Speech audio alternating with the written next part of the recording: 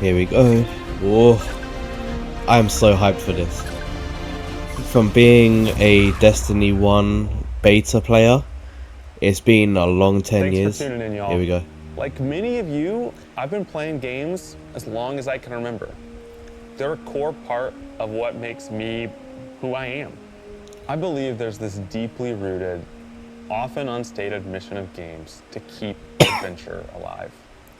In 2014, Bungie set out to start a new adventure. Heroes awakened on a desolate planet. A silent god set in our sky. And it wouldn't be long it feels just like before yesterday. an ancient enemy, shrouded in darkness, showed up at humanity's door to destroy us. I was playing the Over beta, the man. years, It's gone so our quick. heroes would shape a story far greater than anything we could have imagined. Players would explore deep into the depths One of the Venus, best raids. hunting a machine god that controlled time itself. They'd invent ways to combine their mythic weaponry and their paracausal abilities to stand alone against monsters that took others an entire elite squad. They'd race alongside their friends far into the early morning into halls of an ancient city where only a select few emerged victorious at dawn, clutching the heart of a dragon. But most importantly, they'd bring their friends and their family into this world. I remember that together, trailer. meet new faces on this adventure who would become lifelong companions. Now, together, we approach the final shape. We're about to embark on the last expedition of Destiny's first saga. So let's be clear about the stakes. I want to know where they're going to go In the after final this. shape, you will go inside the Traveler. Ooh. The journey will be difficult. And what I like awaits his you shoes. on the other His shoes side of are this cool. trek is nothing less than the deadliest entity we have ever faced. There will be no open betas. There aren't going to be any guides on the internet telling you how to handle what's to come. Whether you've been with us from the beginning, joined us somewhere along the road, or are looking at Destiny for the first time, anybody who shows up on launch day is going to be greeted with this same uncharted world. A vacuum-sealed experience begging for you to be the first person to peel it open. So today is your invitation to go forth and adventure. Roll credits?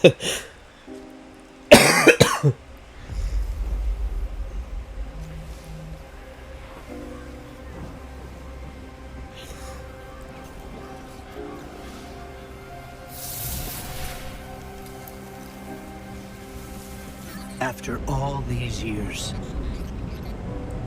we never talked about it. Why I brought you back.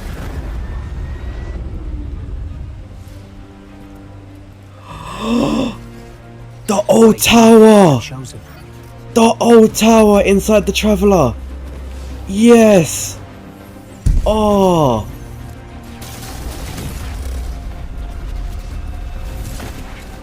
I hope that's a thing, you know? The truth is, I didn't know then. It was just a feeling.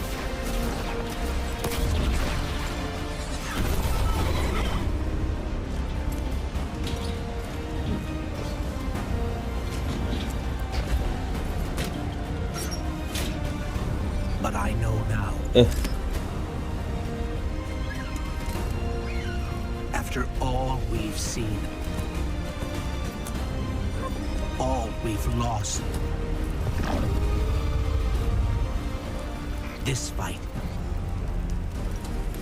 might be our last. So hyped So that Cade's I'm back, asking man. you Oh wow. Jeez. one last time to rise. Of iron.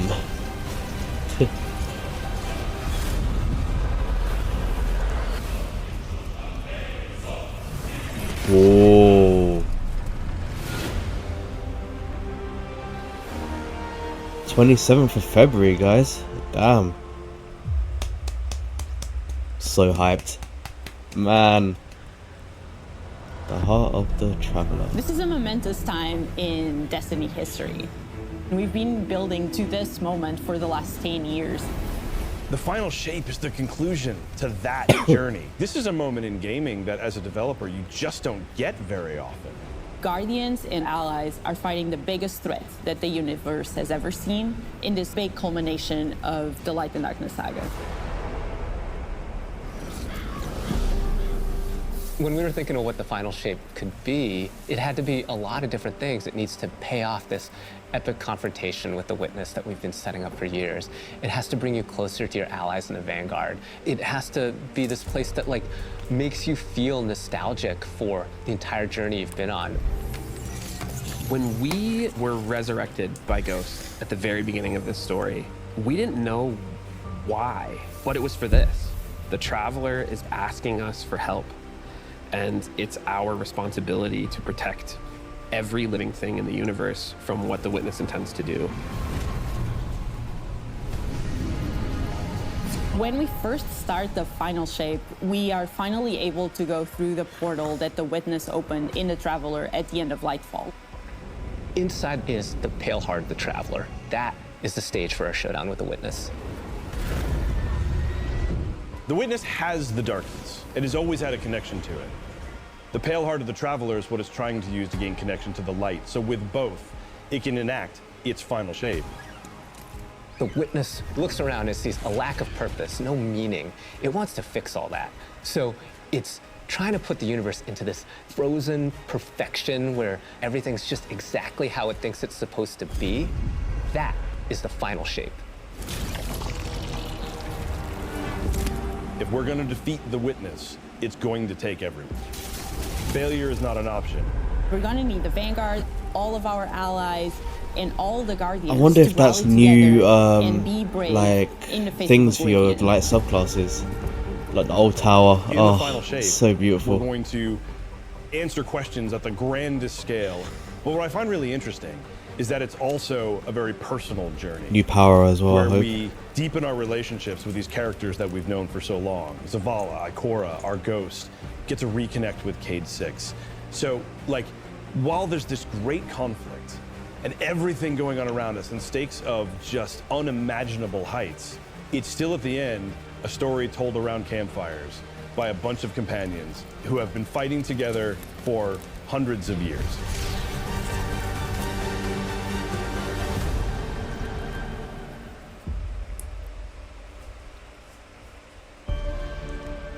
Oh, look at it. In the final shape, we're going through the portal that the Witness has opened up to confront it and stop the final shape. Inside the Traveler is this infinite, vast, unknowable, and we're landing on the Pale Heart, which is a fraction of really what is inside the Traveler. The Pale Heart is weird. It's a little Oh, strange. Taken. It makes you feel a bit Why? uncomfortable. And it is also just so cool and artistic in the best They way. should have brought out a new enemy type, like a race, for The this Witness last DLC. entered well ahead of any Guardians, and so it's had time to kind of shape what's there. When our Guardian enters, the rest of the Pale Heart starts getting shaped also around what we've If created. Cayde's back, I wonder if the speaker's gonna be This back. is the Traveler recreating the I world in wonder. front of you as it saw on your journey. If the old tower is there, the speaker One of might the be there most too. memorable locales from Maybe. Destiny's past is the D1 tower. It's really a labor of love from the Destiny team. The final shape means so much. The speaker must to be coming everyone back who's too. building it, and I think players are If really Cayde going can to be come able back, to the see speaker that. can too. The Pale Heart is our very first linear destination that we've ever done. I would love it if players felt that they began their journey in a place of safety and feel it escalate in danger, in surrealness, because there is Corruption. this beautiful evolution of the space. They see things that are more and more wrong as they begin to go towards the Witness's monolith. It's kind of this omnipresent, foreboding thing off in the distance. The weirdest things happen as you get closer to the monolith in the form of reshaping. Kind of like deconstructing things and putting them back together just wrong. Maybe every The sense of enemy faction scale is going to you be get out there, inside. like, as you're exploring these spaces and you're jumping on these reshaped cuboids of Earth, you feel tiny as a Guardian. You feel alone. You feel like you are not the force to be reckoned with that you have been. You're not the God Slayer right now. You're just this little person jumping from these massive pieces to massive pieces. One of the things that we really tried to also capture is that the Witness keeps throwing everything it has at you. And so you're going to fight these new enemies, Ooh. the Subjugators. Oh, mini rogues. Subjugators are the new unit you're going to be facing in the final shape. So they can use Strand. Great. They have an enhanced power set. They're performing stasis powers and strand powers to Okay. face the Guardian, well, in support of all the other enemies you're fighting too. They bring something entirely new to the battlefield, which is kind of this element of control. They're back there pinging away Well, he with just stasis emoted. abilities, throwing crystals at you, freezing you in place, tangling you up.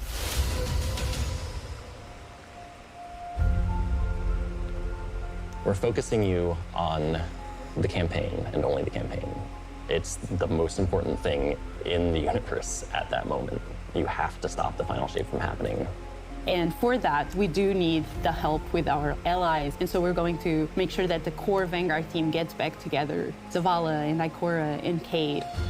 The campaign is just the start of the Pale Heart.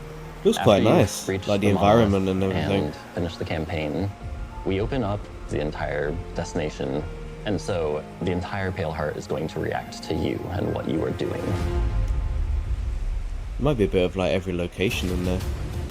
The Maybe. campaign in the final shape doesn't really end with the final mission. The raids are where you defeat like the big bosses. So it's only natural that when you are going to confront the Witness, you're going to do that in the raid.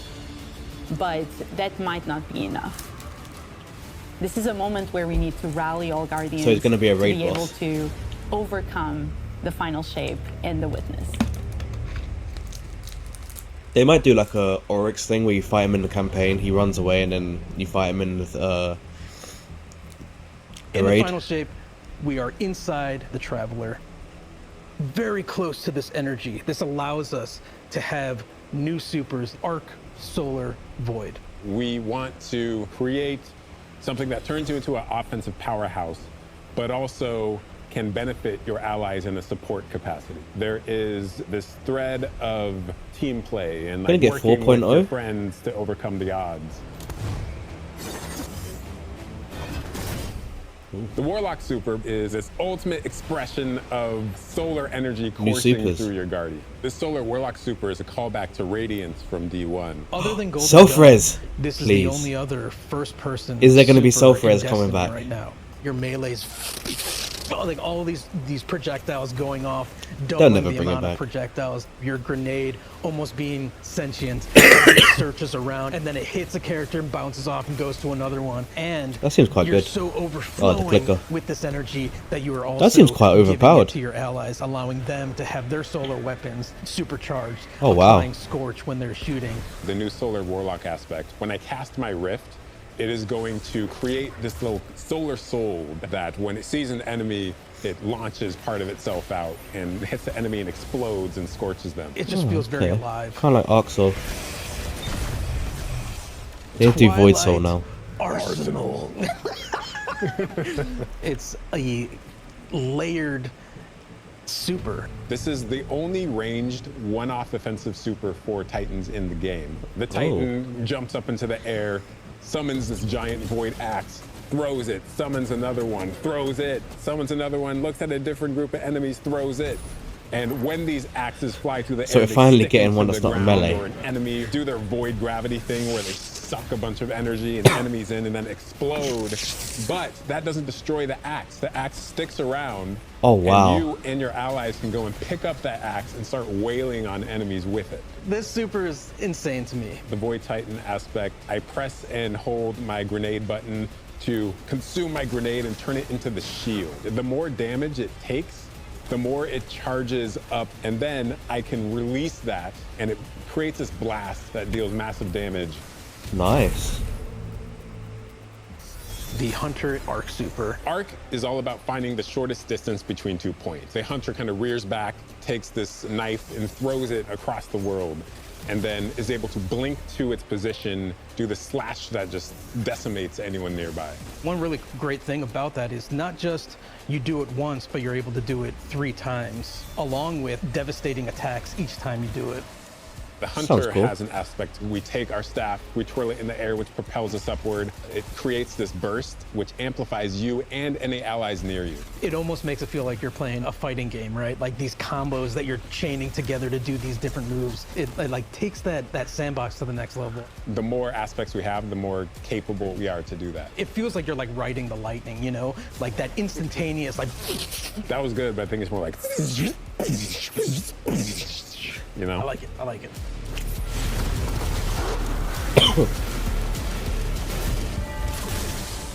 Weapons team has been working on all sorts of goodness. We've got exotics, we've got legendaries, we've got perks. We're always cooking up stuff. We're always playing with stuff that we think is like really interesting or taking inspiration. We have Tessellation, which is this exotic pyramid fusion rifle. It has the really intriguing property of adapting your Guardian's current Where's my damage type. icebreaker? This will be the first time that you can run a weapon that can adapt to be strand or stasis in the energy slot. So you'll be able to run an entirely strand or entirely stasis loadout.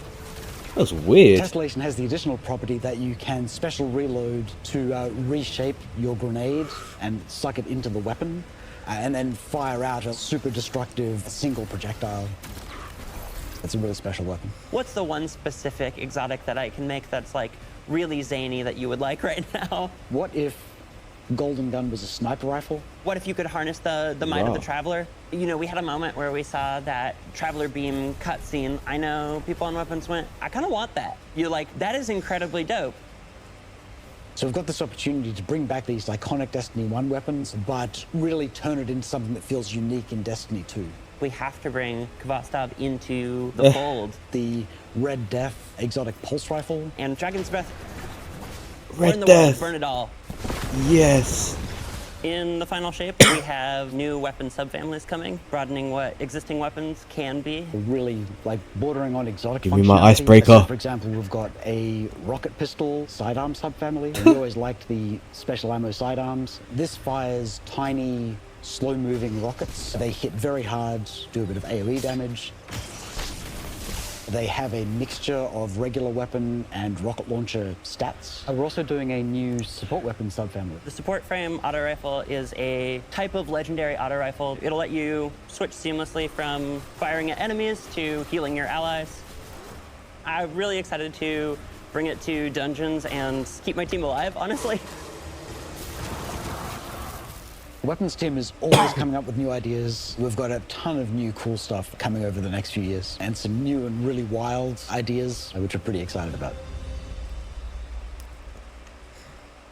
Come on, take a load off. We've got a lot to cover.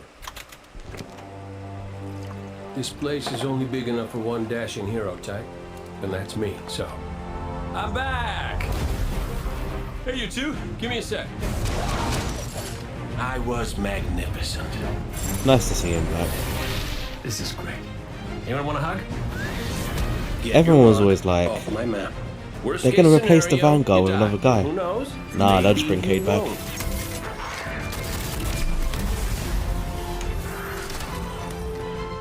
Kind of see why they never got another Hunter Vanguard though, if this was like their long-term plan. Well, better get back to it.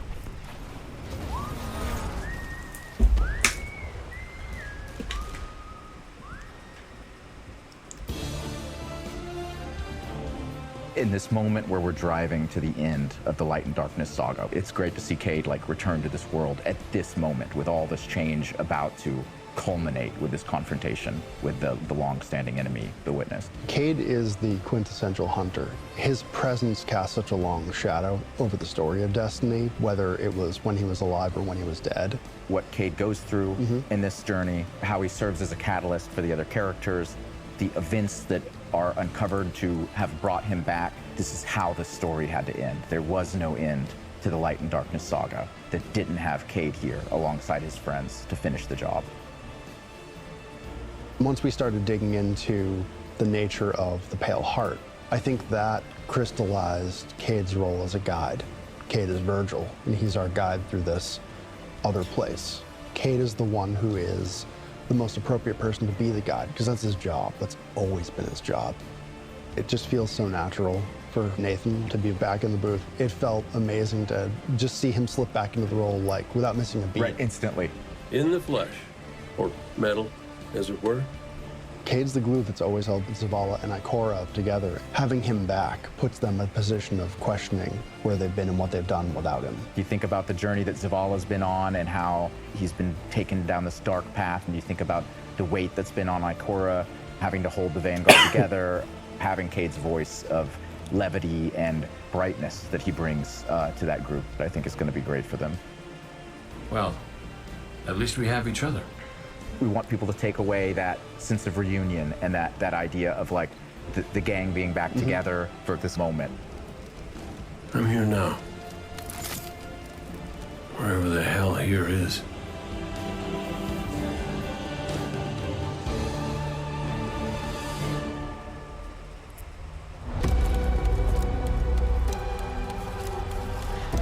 I am so hyped for this, man. I'm getting chills. I don't know why. Guardian. Savathun? Witness poses a dire threat. And the Witch Queen holds the answers we seek. Yeah. But only if we contend with her sister, Xivu Arath. Oh, yes. It rests with me. Will you come back from this? Do not be afraid.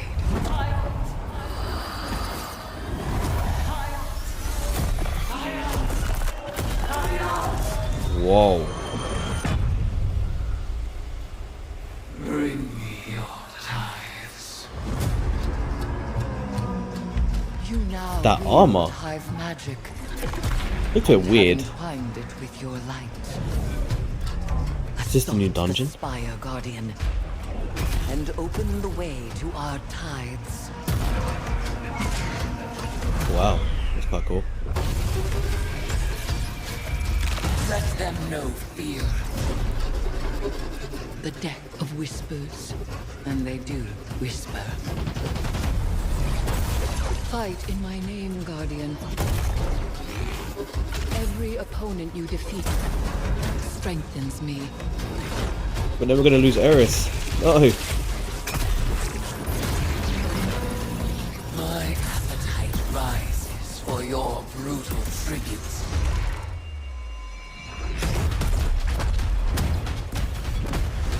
Let us show her what it is to be Hive. You have sounded the horn of battle! You are deserving of the greatest death I can bestow.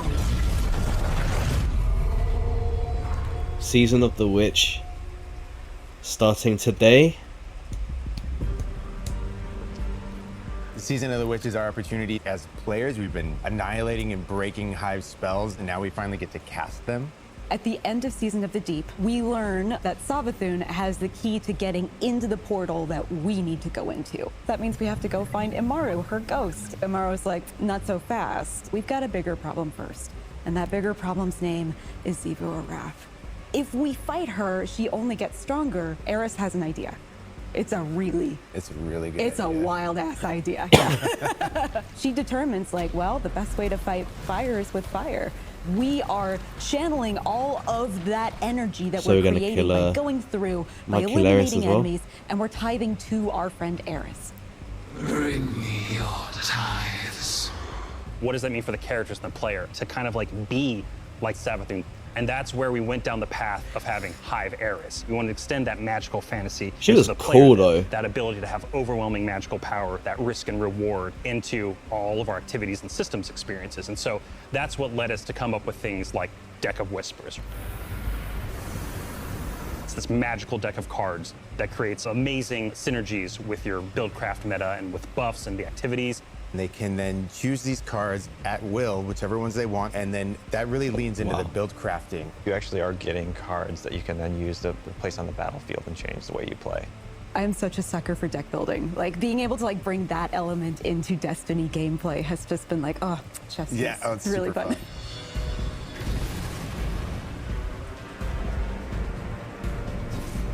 So we've got 2 brand new seasonal activities coming with Season of the Witch. We've got Altars of Summoning and Savathun's Spire. Savathun's Spire is our new 3-player offensive. You're doing a lot more with Lucent Hive magic, but it's got a high amount of combatant density. It's got additional random encounters that you can come across. The Witch's Spire nice. itself, Savathun's Spire, was like her reliquary for all these different magical experiments as she was learning the light. You're there in order to learn as much as you can in order to become a master spellcaster, right? To become like Savathun. The Altar of Summonings activity is really exciting because you can spend like 20 minutes in it or you can spend 2 hours in it. It's a 3-player experience that you can hop in and hop out of. As you're going through this activity, you're filling the tithing bucket. As that tithing bucket is filled up, you'll get progressively more rewards. And then finally at the end, it'll cash out and you'll get a whole mess of rewards. We really wanted to make sure that there was a home for any exotic mission content coming in seasons after the year has passed. And so we developed what we're calling the Exotic Mission Rotator. Right away, we're getting Presage Presage, coming, yeah. Vox Obscura, and Operation Seraph Shield. This is some of the most fun content that I team has hated making Vox and some of the Obscura. content the fans and players of Destiny love the most. Oh, The more most missions exciting coming thing, next year. outside of That's just cool. the missions themselves, is that every time we put a mission inside of that rotator, the exotic that comes alongside of it will become craftable.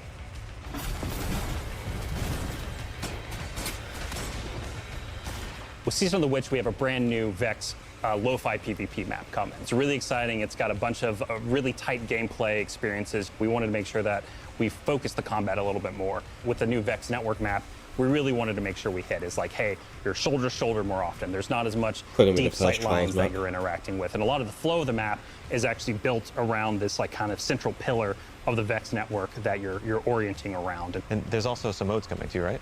We've got a new PvP game mode coming that's all about relics. It's about multiple relics, so it's not just one like the Scorch game mode from the past. So we've got the shield coming from Vault of Glass, we've got the spear back from Season of the Risen. And we got the scythe from Season of the Haunted. Yeah, so you're gonna be reaping Guardians with that thing. It's a lot more tactical gameplay.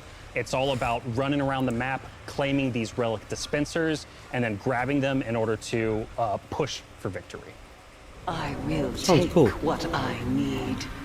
The words in my throat are the weapon in my fist. We were feeling pretty Hivey this season, obviously. There's something in Pretty the air. Hivey. And so when thinking about like what's a good raid reprisal that would really suit this very Hivey season, there's only one answer.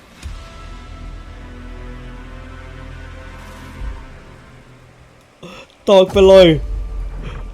Come on. Yeah, boy. I have seen what the Hive call a god. Crota. I knew it wasn't going to be the Siva one because it has no place. The thing is that they're going to have to rework this entire raid because I remember soloing this raid back in Destiny 1. Like, loads of people, you could solo this raid. So they've obviously have to redo the whole thing. True weapon of the light can stop his wrath.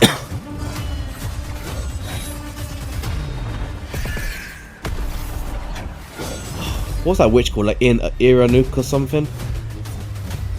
Nah, this is gonna be brilliant. And the armor set, the glowy armor set. I hope September 1st. What's that? Next week? The week after? Heading into the final shape, we really want to rally all Guardians at the end of the Light and Darkness saga. We want to reduce those power When is that? barriers as well as catch people up on key story Next beats Friday. and make sure that they have a really great and easy time connecting with other players. In the final shape, we're trying to find ways to make power more simple and easy to understand and also lowering the barrier to entry. It's going to make it easier for players who have not been able to jump into game easily because they were held back by the challenges in grinding for the power levels that are required by these different activities. One of the major changes that's going to be happening starting with the final shape is there are going to be a certain number of activities that are going to be power fixed. So it doesn't matter kind of what power level you are going into it, you're always going to be able to approach it. There's still going to be tiers of difficulty that you can do, things that are just meant to be experienced a certain way. Things like Nightfall strikes that will still have power enabled, and that's where we're really going to focus the whole power climb. The raids, the contest modes that everybody loves to engage with, that experience is fundamentally going to be staying the same. I'm excited for this because I think there will be a lot more clarity for players in terms of understanding the relative difficulty of things, where they sit now in the spectrum. One way that we're trying to do that is making it easier for new players to engage with you. So we're introducing something that we're calling Fire Team Power. You can actually bring your friends along to play any dungeons and raids in the game without having to wait them to be at a certain power level. The person with the highest power in your fire team is actually going to bring all the others close to their power level, which means that there's no barriers really for any other guardians to join you in this high-level competition. Combined with Fire Team Finder, it also allows you to find strangers, people you've never played with before, and have that same experience. That's all regardless of the power level of you and the rest of the people in your fire team. So they're going to be up to Finder is a new 2,000 feature light that's coming level. in Season 23, aimed at helping connect and find other people to complete the best and most aspirational content in Destiny. We have a tag system that allows players to be able to say, well, this is my play style. I'm really chill. I'm anti-sweat. I'm just really here to have a good time. Exactly. Tags really allows players to show a little bit more personality, show a little bit more about what they're about. I think what's really great about it It's going to be with like this an launch, we're also LFG looking type at thing. including inclusion tags. As an example, one of the inclusion tags that we have are for colorblind players. Hopefully the inclusion tags will bring players closer to finding their That's cool. community and They're actually even thinking about the closer whole to community. people that they're playing with. So once a listing goes live, players will be put into a listing lobby where players can gather, they can communicate with each other. So we wanted to make it as convenient and as easy as possible for players to not just sit and stare at a screen for a long time while their listing actually fills up. As a gamer who's typically more solo, I'm especially excited about this because it really is about helping reduce that anxiety and burden that comes with trying to make a new connection.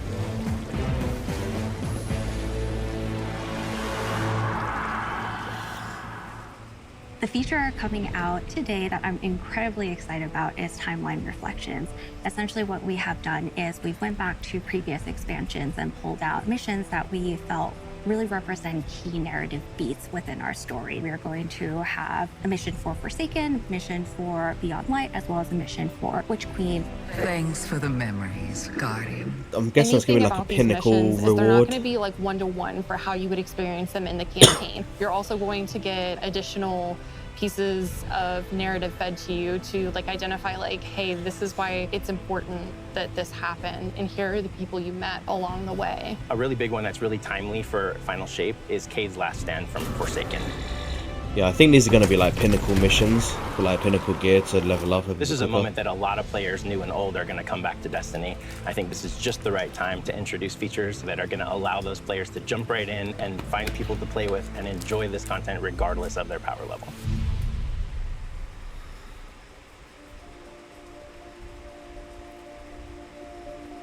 We're reaching the end of this 10-year journey. What comes next? The episodes, and the new way we're going to tell stories moving forward. What's really important about episodes is that it's a really big shakeup to what we've been doing. Instead of providing 4 seasons a year, you are going to get 3 larger episodes. And so the first 3 episodes in this coming year are called Echoes, Revenant, and Heresy. It's coming right after the Final Shape. And the theme for the year is going to be all about the consequences and aftermath of the Final Shape. I think what's really the cornerstone of the episode model that we're building is the 3-act structure. The acts act as these anchors for us to introduce new weapons, new artifact mods, new activities. There's going to be new missions coming around the core. There'll be new story moments in every single one of these acts. We're actually providing more cinematic styled experiences throughout the Final Shape year and the episodes with it than any of the seasons we've ever developed before. These new stories are actually playable as standalone. Like each episode is something you can experience, whether you've been playing Destiny for 10 years or this is your first one. You're going to be able to basically enjoy them in any order you want to. I think the opportunity with this big epic moment is that we get to innovate the game. We get to move the game forward. It's all about change frequently. It's all about deeper story moments. It's all about more weapons, more loot, more often. And it really provides the team with a platform to go much deeper into the themes and fantasies and story of any individual episode as compared to the seasons you know of today. I'm so excited to see what the narrative team can do with this kind of new platform of storytelling. Episodes provides this awesome foundation for the future of Destiny. We're moving into the next stage of Destiny 2. I think some people look at the final shape and they think Destiny 2 is coming to the end. And in many ways, it's the opposite. We're leaning in. We're putting the pedal to the metal. Episodes provide us a new, innovative way for players to engage with Destiny 2 throughout the year.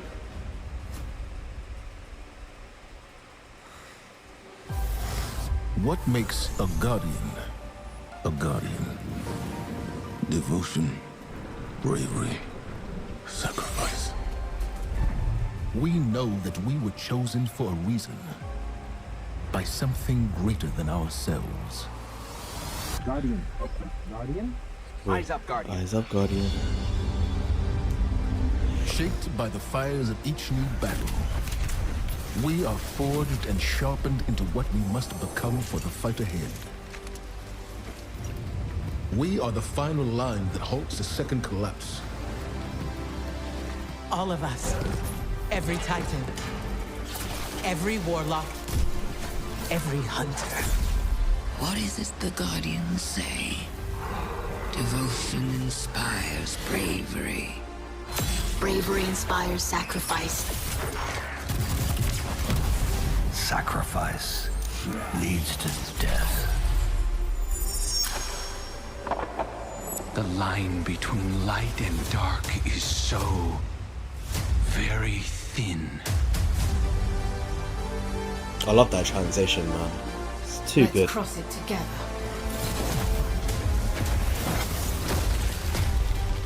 There are things out in the dark that only the dark can overcome. Trust me. You've heard the stories of the Traveler's sacrifice, of darkness descending upon humanity.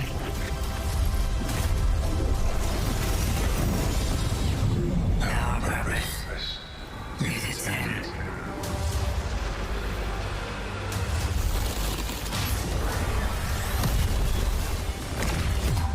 This time, there is no escape. Oh, getting chills, man. More? It's going to be an exciting year for Guardians. We get to make good on a promise that we made way back in 2014. There was classic rock blasting, a fire team racing across our solar system, and at the end, a simple message: become legend. Today, you got a glimpse at how we'll be cementing your legend in this upcoming year. We're going to be heading inside the Traveler, experiencing a destination unlike anything we've ever built before. We'll face the biggest bad we've ever made, and we'll do this all alongside a streamlined progression system, allowing us to easily play with friends in any content in the game. And as the dust settles in the final shape, we're going to continue our legends in Echoes. It's Destiny's first episode in a new phase of storytelling for Guardians, with brand new conflicts born from the resolution of the Light and Darkness saga. These first episodes are just the beginning.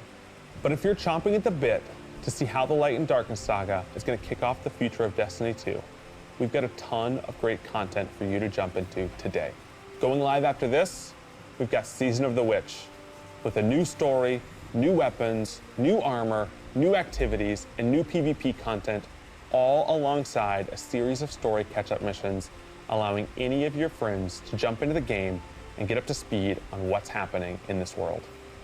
Then, next week, a brutal reprisal of Crota's End is going to join the ranks of our aspirational content. I can't wait to see you all in the Throne World as we learn more about the final shape and how we can stop it.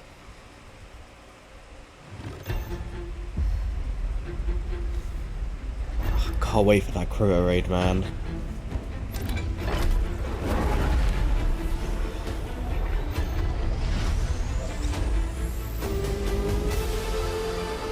Do not be afraid. Bring me your tithe.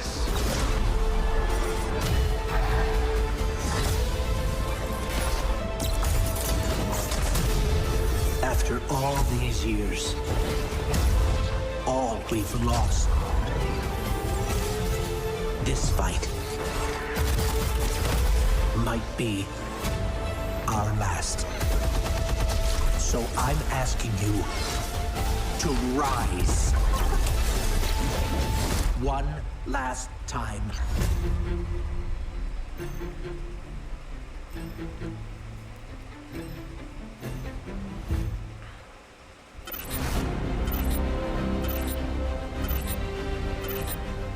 Collector's edition reveal. What are we getting?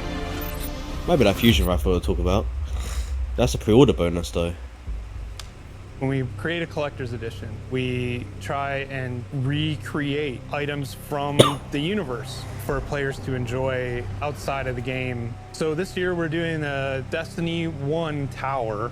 We really tried to work hard at thinking about 10 years of Destiny and how best to encapsulate that experience. Even as the game dev who've worked on it since day one, like I think having it be the tower is super exciting for us because it's going to kind of catalog your journey of a player from when you first started playing Destiny all the way to now. The tower, it's kind of like the beacon in which you're a place you can call home. You get the tower, and then there are actual figures of the Vanguard mentors that accompany that architectural model. There's a lot of like hidden messages and hidden things. There's gonna be some fun surprises. We're always trying to push the envelope. And so we've been playing a lot with magnetic locks and sound effects, lights, just sort of make this experience as a whole really special. It's sort of the perfect symbol of Destiny. I'm so excited for it. Me too.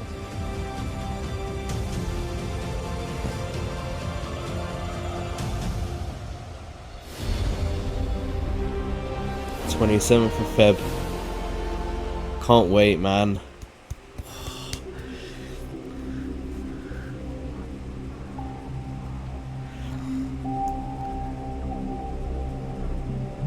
So good.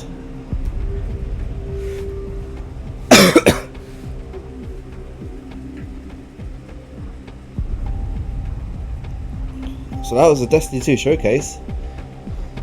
I was expecting a little bit more, but they're still in the alpha stages, so what we've got so far, I'm happy.